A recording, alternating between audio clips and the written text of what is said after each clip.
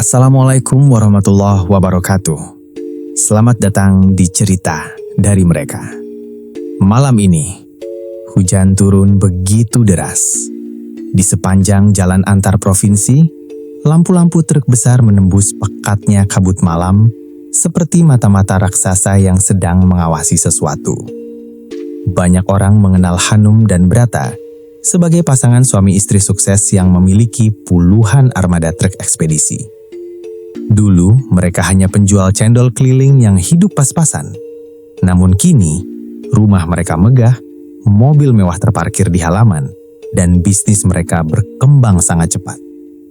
Tapi di balik kesuksesan itu, ada sesuatu yang tak pernah dipahami orang-orang. Setiap tahun, selalu ada kecelakaan tragis, dan selalu ada nyawa yang hilang. Anehnya, setiap kali musibah itu terjadi, bisnis mereka justru semakin besar. Dan yang lebih mengerikan, ada satu bisikan yang terus beredar di antara para supir. Matikan lampu, gunakan headset. Inilah kisah horor supir truk dijadikan tumbal bos ekspedisi.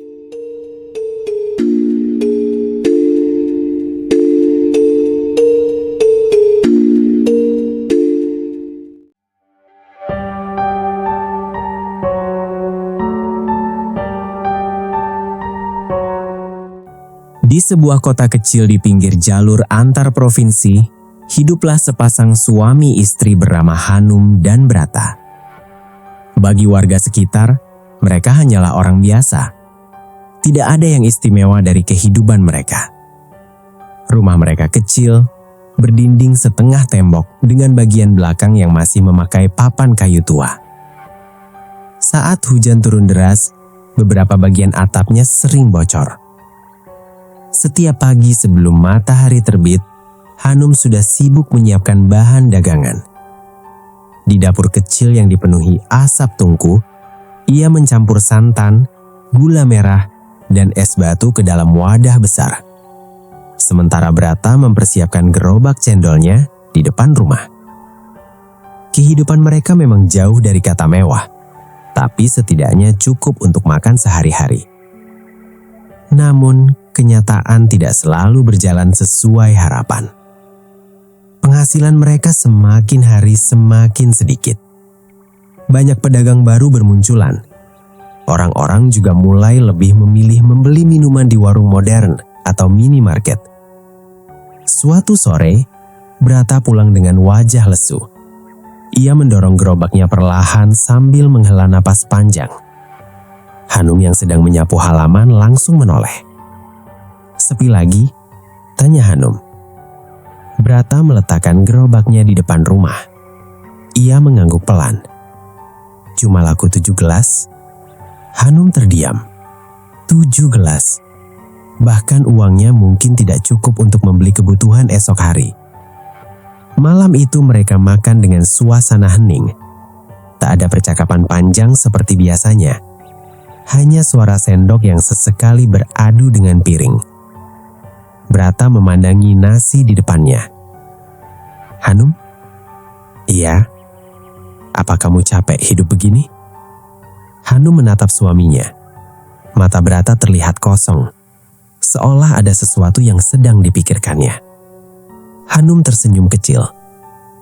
Capek sih capek, tapi mau bagaimana lagi? Brata tidak menjawab. Ia hanya mengangguk pelan. Namun sejak malam itu, Hanum merasa ada yang berubah dari suaminya. Brata mulai sering keluar rumah sendirian pada malam hari. Awalnya Hanum tidak terlalu memikirkannya. Mungkin suaminya sedang mencari pekerjaan tambahan. Tetapi semakin lama, tingkah Brata mulai terasa aneh. Ia sering pulang menjelang subuh. Kadang bajunya kotor oleh tanah. Kadang wajahnya pucat seperti orang yang tidak tidur semalaman. Dan yang paling aneh, Brata mulai sering melamun. Suatu malam, Hanum terbangun karena haus. Saat keluar kamar, ia melihat lampu ruang depan masih menyala. Brata sedang duduk sendirian. Matanya menatap lurus ke arah jendela. Tidak berkedip, tidak bergerak, hanya diam. "Mas?"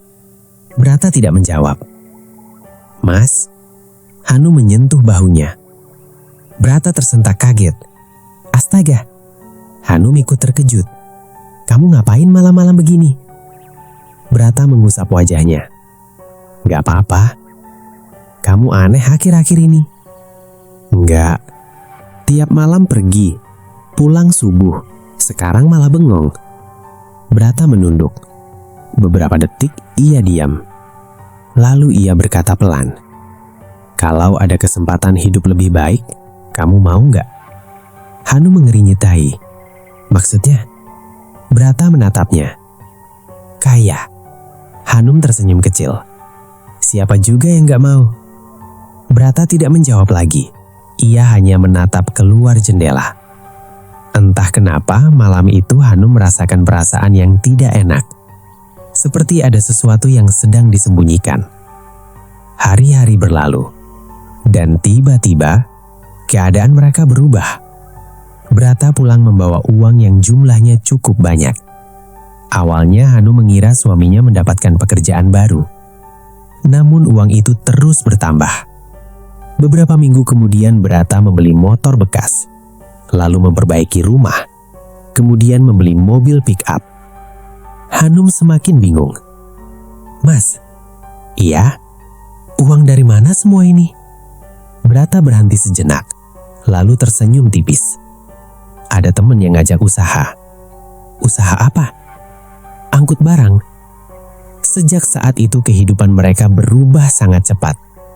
Pick up berubah menjadi truk kecil. Truk kecil berubah menjadi beberapa armada. Dalam waktu singkat, orang-orang mulai mengenal Brata. Mereka terkejut melihat perubahan hidupnya. Bahkan beberapa tetangga diam-diam membicarakannya. Dulu jualan cendol, sekarang punya truk. Cepat banget kayaknya. Terlalu cepat. Namun Brata tidak peduli. Semakin hari, bisnisnya semakin berkembang. Rumah mereka direnovasi menjadi besar. Mobil baru mulai berdatangan, dan armada truk terus bertambah. Tapi ada satu hal yang mulai membuat Hanum merasa takut. Setiap kali Brata membeli truk baru, suaminya selalu hilang semalaman. Dan setiap pulang, bajunya selalu kotor oleh tanah. Seolah baru saja menggali sesuatu. Sampai suatu malam, Hanum terbangun karena mendengar suara pintu rumah terbuka perlahan. Jam dinding menunjukkan pukul 2:30. Brata baru pulang. Tubuhnya basah oleh keringat. Napasnya berat. Hanum keluar kamar. "Mas." Brata terdiam. Di tangannya ada sebuah bungkusan kain hitam kecil. Dan untuk pertama kalinya, Hanum melihat sesuatu yang membuat bulu kuduknya merinding. Di ujung jari tangan Brata, ada bercak kereh merah seperti darah yang belum mengering. Pagi setelah Hanum melihat bercak merah di tangan Brata, perasaan aneh itu belum juga hilang.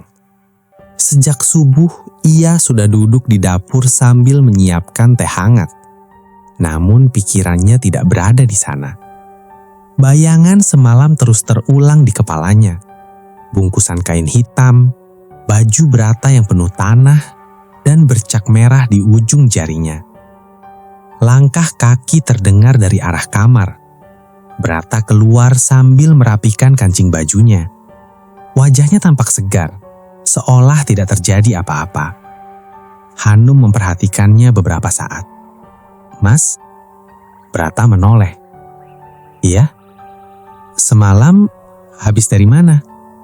Brata berhenti sebentar. "Ada urusan kerja." "Jam 2 malam. Brata mengambil gelas teh. "Kerjaan sekarang beda sama jualan cendol." Hanum diam. Biasanya Brata akan menjelaskan panjang lebar. Tetapi sekarang jawabannya selalu singkat. Seperti ada sesuatu yang sengaja ditutupinya. Hari itu halaman rumah mereka ramai. Beberapa orang sibuk mengangkat barang dan memeriksa kendaraan. Brata baru saja membeli 2 truk tambahan. Hanum memperhatikan dari teras rumah. 2 truk besar berwarna merah dan kuning berdiri berdampingan. Masih mengkilap, masih baru. Beberapa sopir tampak tersenyum senang. Salah satunya bernama Wahyu. Usianya sekitar 30 tahun. Tubuhnya tinggi besar dan terkenal ramah. Di sampingnya ada kernet bernama Rian, pemuda yang baru bekerja beberapa bulan. "Wah, Bang Brata sekarang makin sukses," kata Wahyu sambil tertawa. Brata senyum tipis. "Doain makin lancar." Rian ikut tersenyum. "Kalau begini nanti armadanya bisa sampai puluhan, Bang." Brata hanya mengangguk. Namun entah kenapa, Hanum memperhatikan sesuatu. Brata tidak terlihat senang. Padahal orang yang baru membeli 2 truk biasanya akan tampak bangga atau bersemangat. Tapi wajah Brata justru terlihat tegang. Matanya beberapa kali melirik ke arah langit, seperti sedang menunggu sesuatu. Malam harinya, Hanum kembali terbangun. Bukan karena suara pintu, melainkan karena suara bisikan. Pelan sekali, sangat pelan. Awalnya ia mengira sedang bermimpi, tetapi semakin lama suara itu semakin jelas, seperti seseorang sedang berbicara dari luar jendela. Hanum membuka mata perlahan. Kamar terasa dingin, padahal kipas angin sedang mati. Ia menoleh ke samping. Brata tidak ada. Jantung Hanum langsung berdetak lebih cepat. Ia bangkit perlahan. Suara bisikan itu masih terdengar. Pelan, samar. Hanum melangkah keluar kamar. Rumah terasa sunyi, terlalu sunyi. Lalu ia melihat sesuatu. Brata sedang berdiri di halaman belakang, sendirian, membelakangi rumah. Hanum memanggil pelan. "Mas?" Tidak ada jawaban. "Mas?" Brata tetap diam. Tubuhnya bahkan tidak bergerak sedikit pun. Hanum berjalan mendekat, lalu mendadak langkahnya berhenti. Di depan Brata, seolah ada seseorang berdiri. Sosok tinggi, hitam, tubuhnya kurus. Tetapi Hanum tidak bisa melihat wajahnya. Kabut tipis menutupi bagian kepalanya. Hanum memicingkan mata. Tubuhnya mulai gemetar. Dan tiba-tiba, sosok itu menoleh. Hanum membelalakkan mata. Tidak ada wajah. Kosong. Gelap. Seketika angin dingin menerpa tubuhnya. Hanum menjerit. "Mas!" Brata langsung menoleh. Dalam sekejap, sosok hitam itu menghilang. Lenyap begitu saja. "Ada apa?" teriak Brata. Hanum gemetar hebat. "Di depan kamu?" Brata melihat ke sekeliling. Kosong. Tidak ada siapa-siapa. "Wajahnya." Suara Hanum bergetar. "Wajahnya nggak ada." Brata langsung berubah pucat. Pertama kalinya, Hanum melihat ketakutan di mata suaminya. Namun Brata buru-buru mengalihkan pandangan. "Kamu kebanyakan pikiran." "Tapi aku lihat." "Cukup."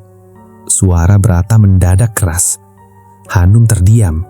Selama menikah, hampir tidak pernah Brata membentak seperti itu. Brata masuk ke rumah tanpa berkata apapun, meninggalkan Hanum yang masih berdiri dengan tubuh dingin. Besok harinya, sekitar pukul 11 siang, telepon rumah berdering. Hanum yang mengangkatnya. "Halo?" Namun dari seberang hanya terdengar suara napas panik. Lalu seseorang berbicara terbata-bata. Bu Hanum?" "Iya." Truk Bang Brata." Dek. Jantung Hanum terasa berhenti sesaat. Ada apa? Kecelakaan. Tubuh Hanum langsung lemas. Satu truk baru Brata mengalami kecelakaan di jalur pegunungan. Kata orang-orang, truk itu tiba-tiba kehilangan kendali. Padahal kondisi jalan sedang sepi. Padahal remnya baru diperiksa. Padahal cuaca cerah. Tetapi truk itu menghantam pembatas jalan sebelum akhirnya masuk ke jurang. Wahyu meninggal di tempat. Rian, Tubuhnya ditemukan beberapa meter dari bangkai truk, meninggal. Hanum membatung, kepalanya terasa kosong. Tetapi saat menoleh ke arah Brata, ia merasakan bulu kudutnya berdiri. Karena bukannya sedih, Brata hanya diam. Wajahnya pucat, tetapi bukan wajah orang yang kehilangan pegawai, melainkan wajah seseorang seperti yang sudah tahu semua ini akan terjadi. Malam harinya, ketika Hanum masuk ke ruang kerja Grata, ia menemukan sebuah buku tua hitam di dalam laci. Di halaman terakhir tertulis dengan tinta merah, 1 tumbal sudah diterima. Malam setelah Hanum menemukan buku hitam itu, tangannya langsung terasa dingin. Jantungnya berdetak semakin cepat. Matanya masih terpaku pada tulisan merah di halaman terakhir. 1 tumbal sudah diterima. Tulisan itu tampak tidak beraturan, seperti ditulis terburu-buru. Atau lebih mengerikan lagi, seperti ditulis oleh seseorang yang tangannya sedang gemetar. Hanum menelan ludah. Pelan-pelan ia membalik halaman sebelumnya. Di sana terdapat beberapa tulisan tangan lain. Awalnya hanya nama-nama dan tanggal, tetapi semakin dibaca, nafas Hanum mulai terasa berat. 14 Januari, permintaan diterima. 2 Februari, usaha lancar. 15 Mei, kendaraan bertambah. 7 Juni, tumbal diterima. Tumbal diterima. Tumbal diterima. Tumbal diterima. Kalimat itu berulang di beberapa halaman. Hanum merasakan ujung jarinya mulai dingin. Lalu ia melihat sesuatu. Nama-nama yang ditulis dengan tinta hitam. Dan salah satunya, Wahyu. Mata Hanum membesar. Di samping nama itu terdapat tanda silang merah. Tangannya langsung bergetar. Brak! Suara pintu terbuka keras membuat Hanum terlonjak. Brata berdiri di ambang pintu. Tatapannya langsung mengarah pada buku di tangan Hanum. Wajahnya yang semula biasa, perlahan berubah. Pucat, lalu tegang. Sedang apa kamu? Suara Brata terdengar pelan, terlalu pelan. Tetapi justru itu membuat Hanum semakin takut. Hanum mundur 1 langkah. Apa ini? Brata tidak menjawab. Apa maksud tumbal ini? Masih diam. Wahyu ada di sini. Brata berjalan mendekat. Pelan, sangat pelan. Kasih buku itu. Mas, kasih. Hanum menggelengkan. Tidak. Brata menatapnya tajam. Untuk beberapa detik, suasana terasa sangat sunyi. Lalu mendadak Brata merampas buku itu. Jangan pernah buka ini lagi. Bentaknya keras. Hanum sampai mundur karena kaget. Selama bertahun-tahun menikah, baru kali itu Hanum benar-benar melihat wajah Brata berubah. Tatapannya terasa asing, bukan seperti suaminya. Mata itu seperti milik orang lain. Atau sesuatu yang lain.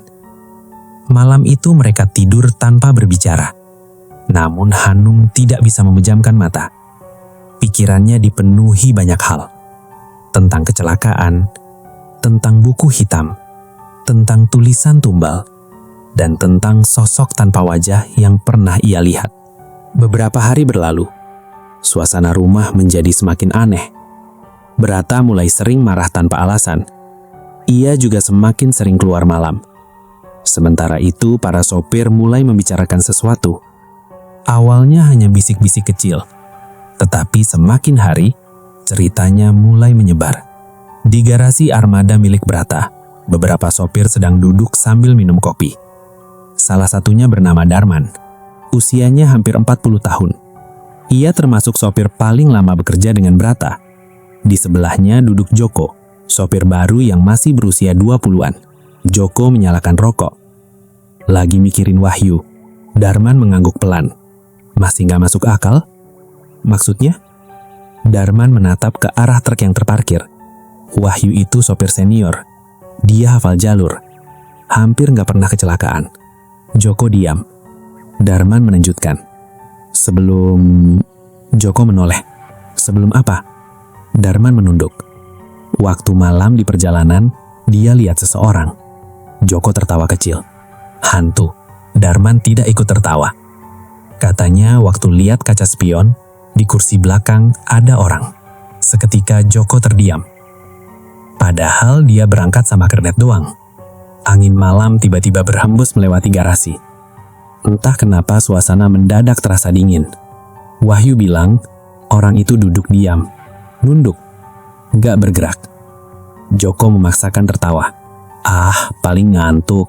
Darman menggeleng. Wahyu sempat berhenti. Dia turun, dia buka pintu belakang. Joko mulai terlihat tegang. Terus, Darman menatapnya. Kosong. Tapi waktu naik lagi, Joko menelan ludah. Waktu dia lihat kaca spion, orang itu udah duduk di sampingnya. Suasana langsung sunyi. Tidak ada yang berbicara. Hanya suara angin yang terdengar. Tiba-tiba, tin, suara klakson truk mendadak berbunyi keras. Semua orang terkejut. Padahal mesinnya mati. Mereka saling menatap. Pelan-pelan Darman berdiri. Ada yang nyalain. Semua menggeleng. Darman berjalan mendekat. Langkahnya pelan. Joko mengikuti dari belakang. Mereka mendekati salah satu truk baru. Klakson itu masih berbunyi sesekali. Tin, tin, tin. Darman melihat ke dalam kabin. Lalu tubuhnya langsung membeku. Wajahnya mendadak pucat. Joko yang penasaran ikut melihat. Dan detik berikutnya, rokok di tangannya jatuh. Di dalam kabin sopir ada seseorang duduk. Tubuhnya penuh luka. Kepalanya miring. Wajahnya berlumuran darah. Matanya menatap lurus ke depan. Itu Wahyu. Tetapi Wahyu sudah mati. Tiba-tiba kepala sosok itu bergerak perlahan. Krek. Lalu menoleh ke arah mereka. Darman dan Joko mundur bersamaan. Tubuh mereka langsung lemas. Wajah keduanya pucat seperti kehilangan darah. Beberapa detik, mereka hanya berdiri mematung di depan kabin truk. Tidak bergerak. Tidak bernafas. Seolah otak mereka menolak menerima apa yang baru saja dilihat. Sosok Wahyu yang tadi berada di dalam kabin masih menatap ke arah mereka. Senyumnya perlahan melebar. Matanya yang berlumuran darah tidak berkedip sama sekali. Tin! Klakson kembali berbunyi. Dan seketika itu juga, sosok tersebut menghilang. Lenyap. Kosong. Darman langsung menarik Joko mundur. Lari! Mereka berdua berlari meninggalkan garasi. Malam itu, berita aneh mulai menyebar di antara para sopir. Beberapa menganggap Darman dan Joko hanya ketakutan setelah kehilangan rekan kerja. Tetapi beberapa lainnya mulai mengingat kejadian-kejadian aneh yang pernah mereka alami. Ada yang mengaku sering mendengar suara langkah kaki di bak truk saat perjalanan malam. Ada yang melihat sosok berdiri di pinggir jalan lalu menghilang.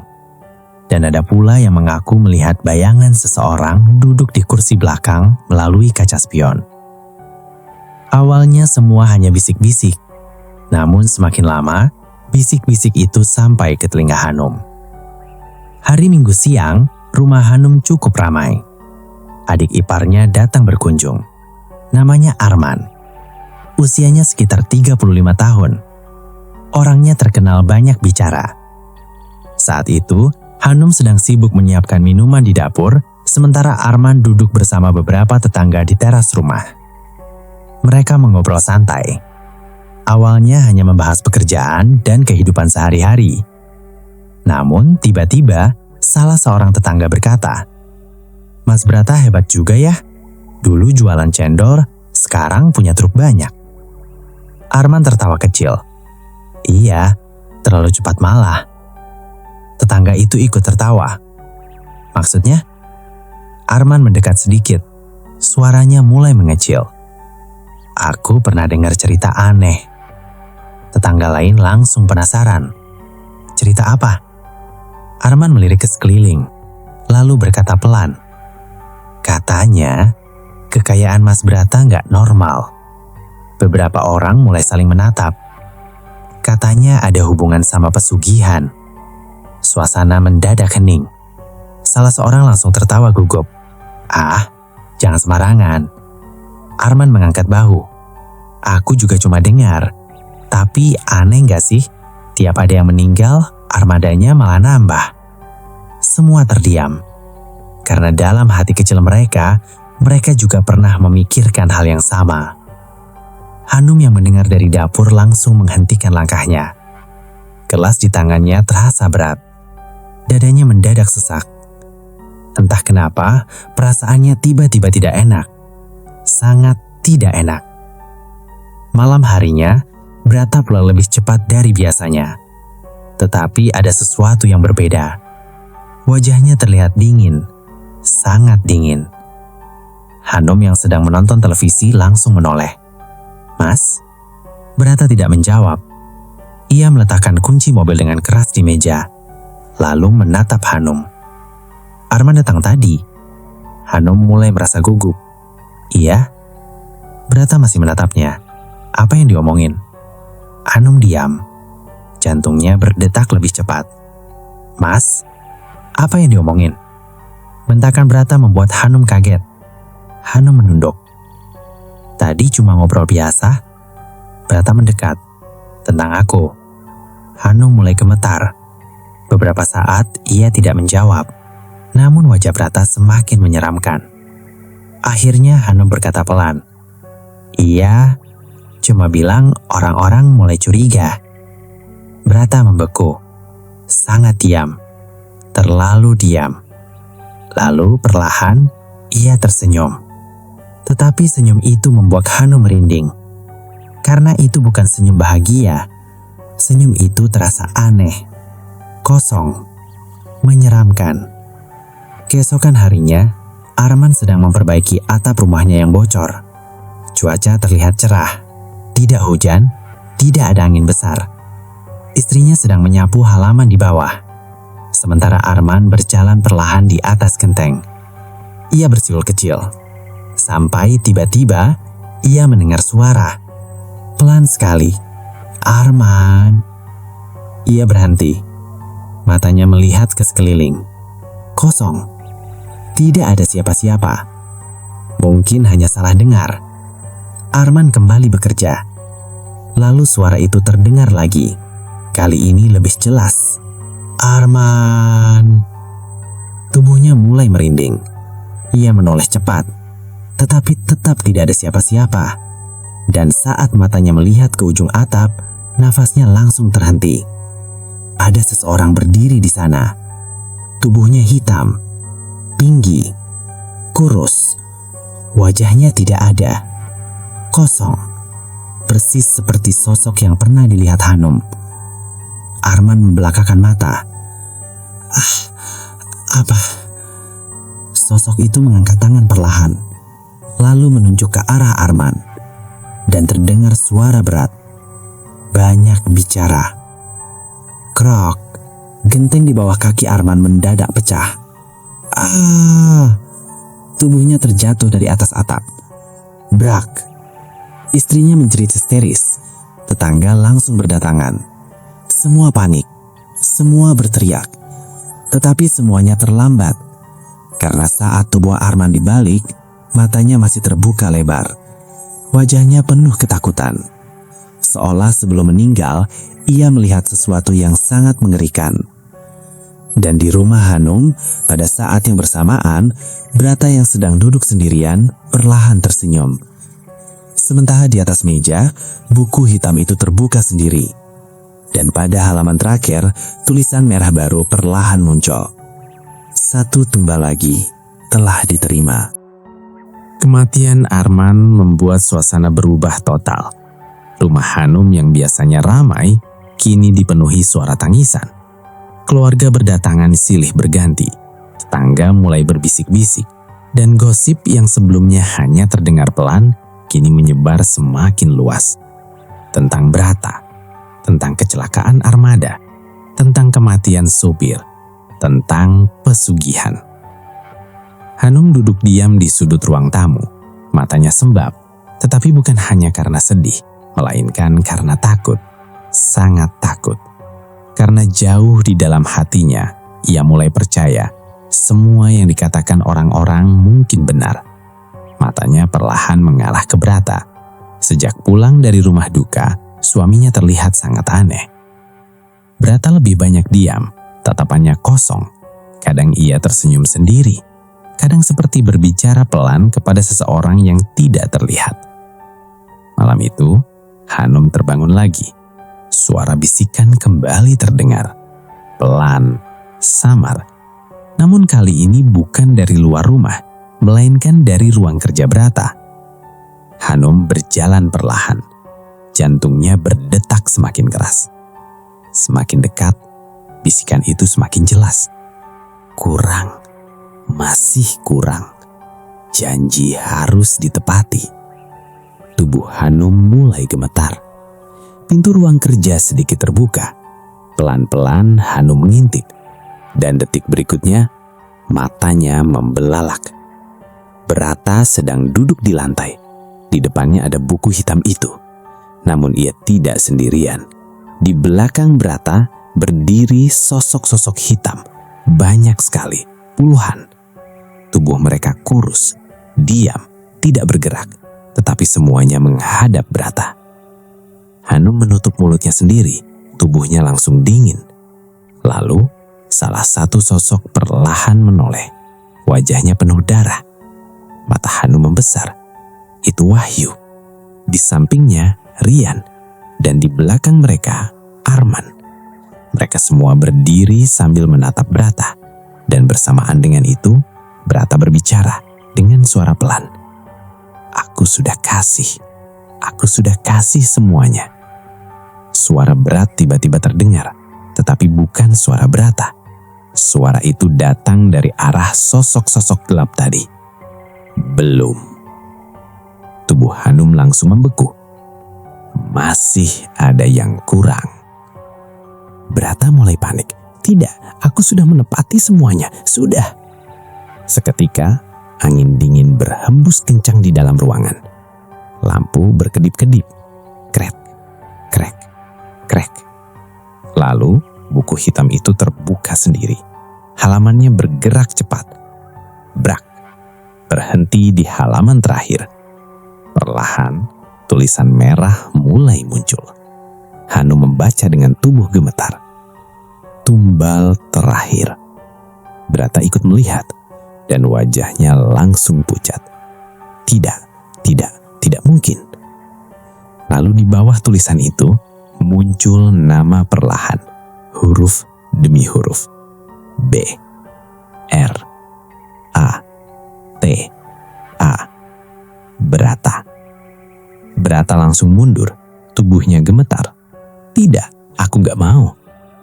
Ia melempar buku itu ke lantai, tetapi buku itu terbuka lagi sendiri, dan suara-suara mulai terdengar. Pelan, lalu semakin keras, semakin banyak, semakin dekat. Kembalikan, kembalikan, kembalikan. Brata menutup telinganya, diam. Hanum menangis, Mas. Namun Brata seperti tidak mendengar. Ia berlari keluar rumah. Hanum mengejarnya. Brata berlari menuju garasi armada. Malam terasa sangat gelap. Langit dipenuhi awan hitam. Saat sampai di sana, semua lampu garasi mendadak menyala sendiri. Dan satu persatu mesin truk hidup. Brum, brum, brum. Padahal tidak ada siapapun di dalamnya. Mata Brata membelalak. Truk-truk itu mulai menyalakan lampu depan secara bersamaan, menerangi tubuh Brata yang berdiri di tengah. Lalu, Hanum melihat sesuatu. Di balik kaca depan setiap truk, ada sosok yang duduk.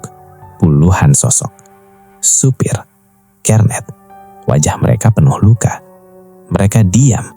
Mereka hanya menatap Brata. Dan perlahan, semua tersenyum. Brata berteriak histeris. Tidak. Brak. Salah satu truk mendadak melaju sendiri, lalu disusul truk lain, dan yang lain, dan yang lain. Hanum menjerit, Mas. Malam itu, suara benturan keras terdengar mengguncangkan seluruh area. Orang-orang berdatangan, namun semuanya terlambat, karena yang mereka temukan hanya garasi yang hancur, dan tubuh Brata. Wajahnya membeku dalam ketakutan. Matanya terbuka lebar. Seolah sebelum meninggal, ia melihat sesuatu yang tak seharusnya dilihat manusia. Sejak saat itu, armada truk milik Brata dijual satu persatu. Rumah besar mereka perlahan kosong, dan Hanum memilih pindah meninggalkan tempat itu. Tetapi sampai hari ini, para supir yang melewati jalur antar provinsi saat tengah malam masih sering mengaku melihat sesuatu. Seseorang berdiri di pinggir jalan, melambaikan tangan meminta tumpangan, dengan wajah pucat dan senyum yang terlalu lebar. Tapi, para supir yang mengenal cerita itu tahu satu hal, jangan pernah berhenti. Karena mungkin yang berdiri di sana bukan manusia.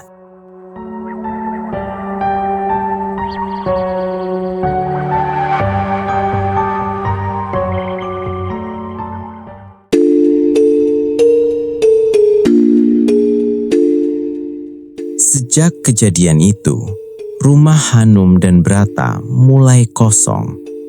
Satu persatu truk mereka dijual. Tidak ada lagi suara mesin armada yang biasanya keluar masuk halaman rumah mereka. Orang-orang bilang, kutukan itu akhirnya berhenti. Tapi sebagian lainnya percaya, pesugihan tidak pernah benar-benar berakhir. Karena sesuatu yang sudah diberi makan selama bertahun-tahun tidak akan melepaskan mangsanya begitu saja. Dan sampai hari ini, jika para supir melewati jalan antar provinsi pada tengah malam, beberapa dari mereka mengaku masih melihat sosok pria berbaju lusuh berdiri di pinggir jalan. Dia melambaikan tangan meminta tumpangan. Tapi saat truk berhenti, tak ada siapapun di sana. Kalau kalian berada di posisi supir itu, apakah kalian akan berhenti? Terima kasih sudah mendengarkan cerita dari mereka. Jangan lupa subscribe, like, dan bagikan, karena semakin banyak yang mendengar, semakin banyak yang tahu bahwa mereka benar-benar ada. Wassalamualaikum warahmatullahi wabarakatuh.